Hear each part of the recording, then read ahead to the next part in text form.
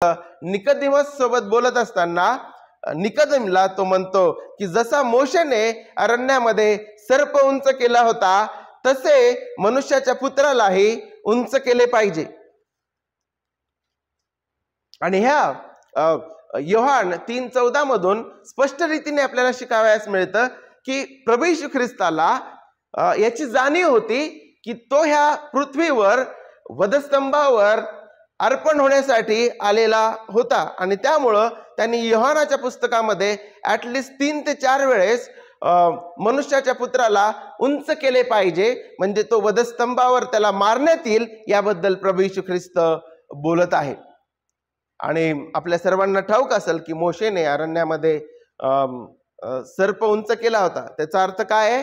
ज्यावेळेस इस्रायलच्या मंडळीने बंडखोरी केली त्यावेळेस परमेश्वराने त्यांना शिक्षा देण्याकरिता विषारी साप जे आहे त्यांच्याकडे पाठविले आणि त्या सापांनी त्यांचा चावा घेतला आणि अनेक लोक ठार झाले. आणि ज्यावेळेस ते इस्रायल लोक मोशेकडे आले त्यावेळेस मोशे जो आहे तो परमेश्वराकडे येऊन इस्रायलच्या मंडळीकरिता मध्यस्थी करतो आणि परमेश्वर त्याला म्हणतो की तू एक पितळेचा साप जो आहे तो एका खांबावर त्याला वर टांग आणि जे लोक त्या पितळेच्या सापाकडे बघतील पाहतील ते वाचतील. आणि त्या गोष्टीमधून जुन्या करारामधूनच परमेश्वर जो आहे त्याच्या पुत्राच्या कार्याची छाया जी आहे अशा रीतीने परमेश्वर जुन्या करारामधूनच गॉस्पल जे आहे ते लोकांपुढे मांडत आहे, प्रदर्शित करत आहे. हे आपण त्या शास्त्र भागामधून आपण शिकतो. आणि प्रभू येशू ख्रिस्त स्वतः म्हणतो की मोशेने जसा सर्प उंच केला होता त्याच प्रकारे मनुष्याच्या पुत्रालाही उंच केले पाहिजे. हे आपल्याला शिकावयास मिळतं. आणि म्हणून आपण पाहतो की प्रभू येशू ख्रिस्ताला याची जाणीव होती की तो ह्या भूतलावर वधस्तंभावर बलिदान होण्यासाठी आलेला आहे.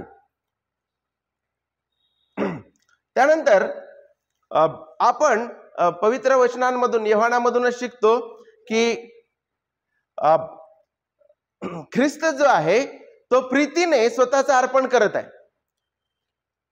लॉर्ड जीसस क्राइस्ट ही सॅक्रिफायसिंग हिमसेल्फ बाय लव्ह. प्रभू येशू ख्रिस्त प्रीतीने स्व अर्पण करत आहे. आणि हे आपल्याला कुठून शिकावयास मिळतं? योहान अध्याय 10 आणि वचन 11. काय म्हणतो प्रभू येशू ख्रिस्त? मीच उत्तम मेंढपाळ आहे. उत्तम मेंढपाळ मेंढरा करता आपला प्राण देतो.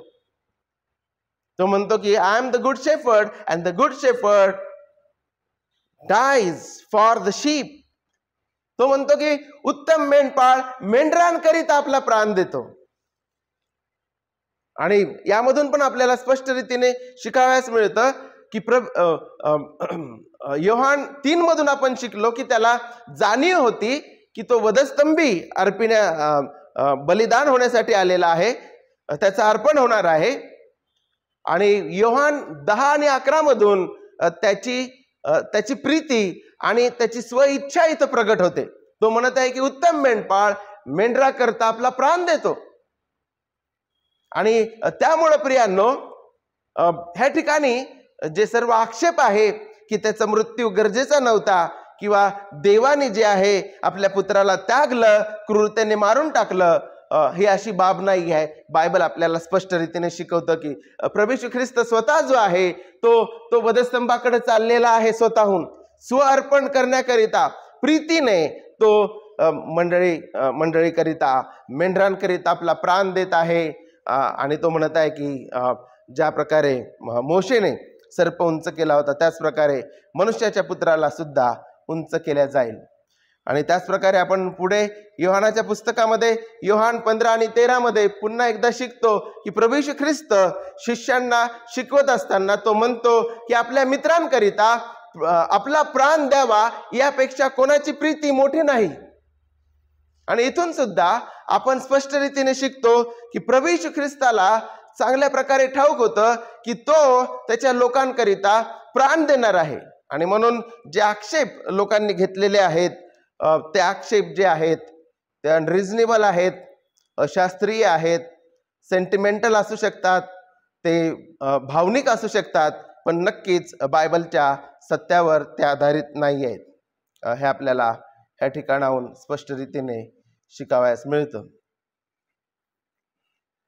योहान 10:18 मध्ये पुन्हा एकदा प्रभू येशू ख्रिस्त म्हणतो, कोणी तो माझ्यापासून घेत नाही तर मी होऊनच तो देतो. मला तो देण्याचा अधिकार आहे व तो परत घेण्याचा अधिकार आहे. ही आज्ञा मला माझ्या पित्यापासून प्राप्त झाली.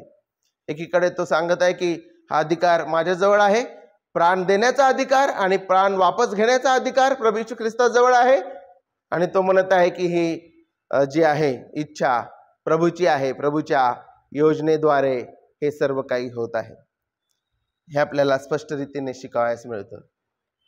जे लोक प्रभू येशू ख्रिस्ताच्या वधस्तंभाचा उपदेश मानत नाही, प्रभू येशू ख्रिस्ताचं वधस्तंभावरील जे बलिदान